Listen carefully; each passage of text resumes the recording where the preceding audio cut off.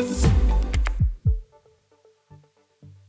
it's another week, and that means an in-depth view into another market. Hello everyone, Monty here, market analyst at IG, with our second technical cheat sheet video where we take a look at key technical indicators in order to formulate an overview so we can prep those strategies, whether you're a conformist or a contrarian, as well as those levels, whether on the weekly or shorter-term daily time frame. And while not a sentiment study video, we are going to take a look at where traders stand, which is an interesting one for this product, as well as fundamental considerations that might throw a wrench into those key technical indicators. And for this week, we've gone for a tricky one. USD JPY as price oscillates as of doing this video near the 150 line. Now, in terms of looking at the technical indicators on the weekly time frame, before we get into the daily, price above its main weekly short and long-term moving averages, weekly moving averages, with the DMI that bit of a margin, but I want to say even though there's the DI plus is above the DI minus, still not significant enough in order to tilt this one to positive. And ADX that, depending on, I mean, it's usually 20 to 25, we're looking at a trending range, but in this case, still not quite there yet. An RSI that's beneath overbought territory,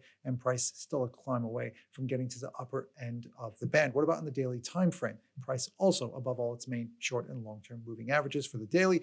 DMI in this case can flicker between positive and neutral with relative ease, with its DI plus above its DI minus, which I've put there. Charts, by the way, courtesy of our trading platform, and an ADX that's out of trending territory and falling, an RSI beneath overbought, and price coming off the upper end of the band. So looking at this snapshot in terms of the daily, you can go, clearly there's some positive technical bias, maybe not a bull trend given we've got an ADX that's not in trending territory just yet, maybe something like a bull average or something like that. But here's the thing.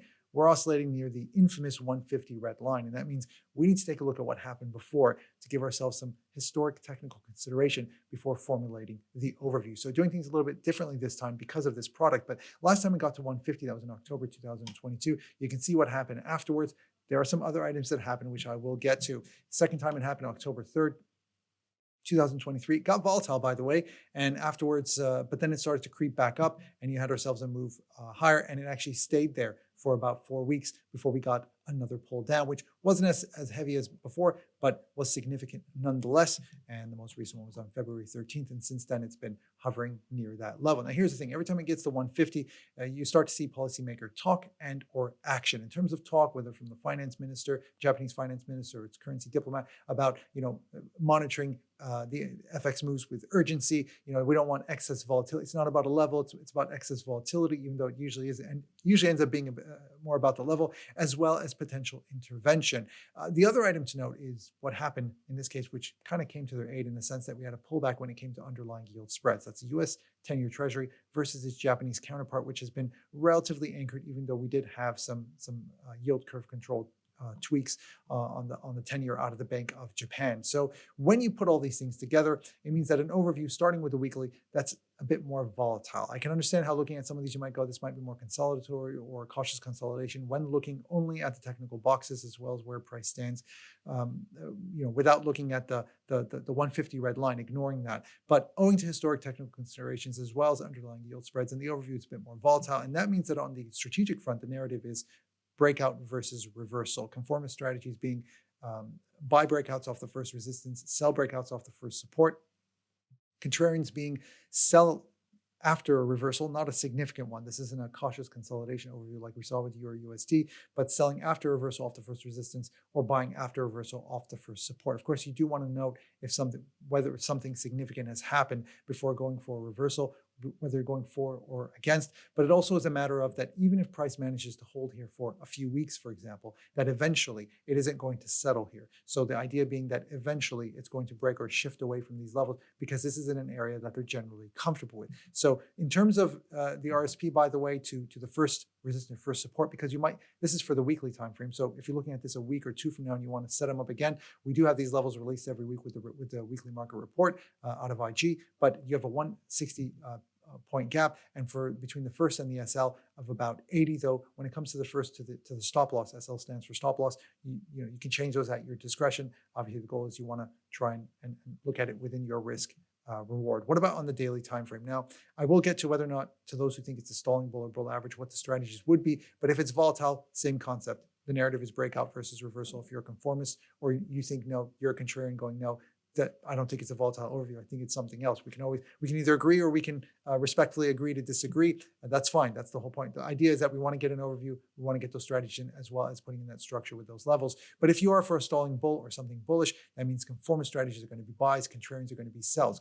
Buys as in buying after the first support, buying at the first support after reversal, or going for a buy breakout, whereas contrarian would be selling after a reversal off the first resistance, or even a sell breakout strategy off the first support level.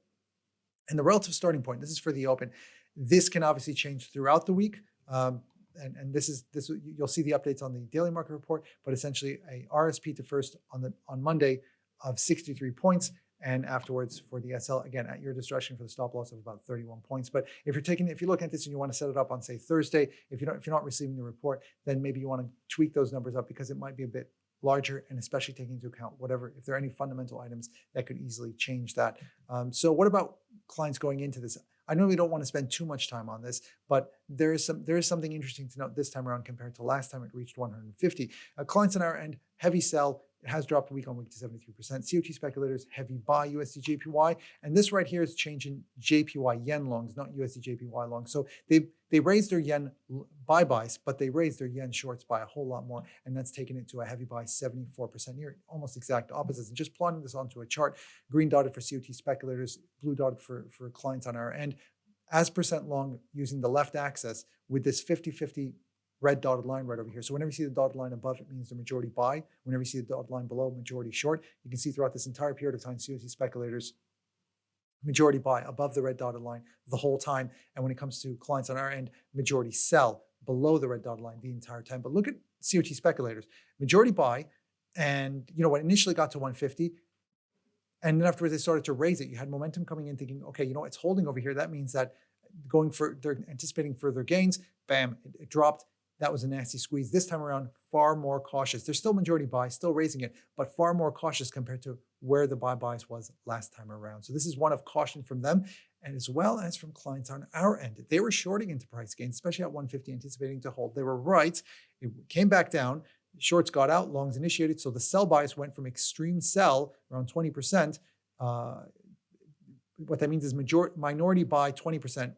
And extreme, because this is as percent long. So they were long 20%, which means short 80%. Price came down. Shorts got out, longs initiated, and price went up again. And this time around, back in heavy sell territory, but nowhere near the sell bias that we saw last time around. So they too are also quite cautious. What about on the fundamental side of things? And again, this is just, we're trying to look for something that might throw a wrench into technicals. We do have a holiday in the US for Monday. You got the minutes releasing on Wednesday. Remember, we're looking for something out of the US that's going to shift underlying yield spreads, as well as the greenback. You got preliminary PMIs on Thursday. And when it comes to Japan, by the way, not much. There's a holiday on Friday. They also have preliminary PMIs on Thursday.